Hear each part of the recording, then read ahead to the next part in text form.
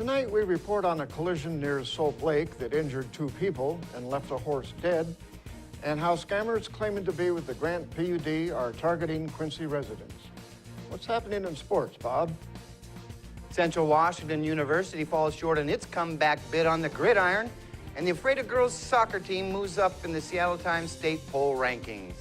Here's a glance at our Weather Center forecast.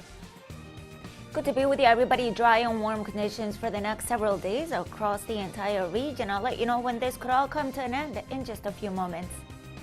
I'm Alan Troop, and we have all this and much more on iFIBER 1 News.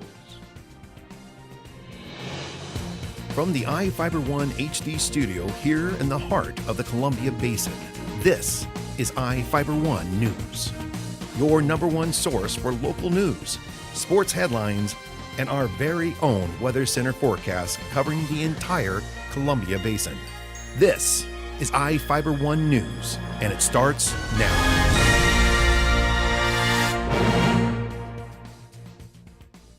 Two people from the Soap Lake were injured early Tuesday morning when the car they were in collided with a horse on State Route 28, about 2 miles east of Ephrata.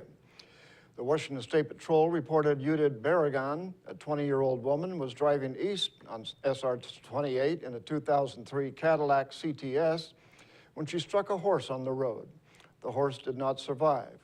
Barragan suffered only minor injuries and was treated on scene.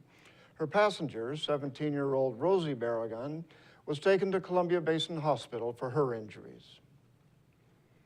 It was a packed house Monday night for the candidate forum in Moses Lake.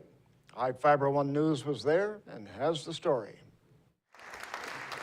More than a dozen candidates packed into the Columbia Basin Tech Center in Moses Lake Monday night, less than a month before November's general election.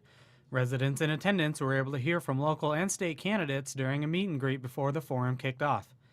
Missing from the forum was 4th District congressional candidate Clint Didier, who was holding a Monday night football viewing party in Kennewick. His opponent, Dan Newhouse, explains why he's running. Lots of issues that we face as a country, as Central Washington. I want to go to work in Washington, D.C., working with people, finding solutions to these problems, making sure that America gets back on the right track, moves forward to that prosperous future that we all want it to be. Grant County Prosecutor Angus Lee was scheduled to attend but was unable to make it because he was ill. While questions were limited due to time constraints, each candidate was able to give a 3-minute introduction on why they are running for their position.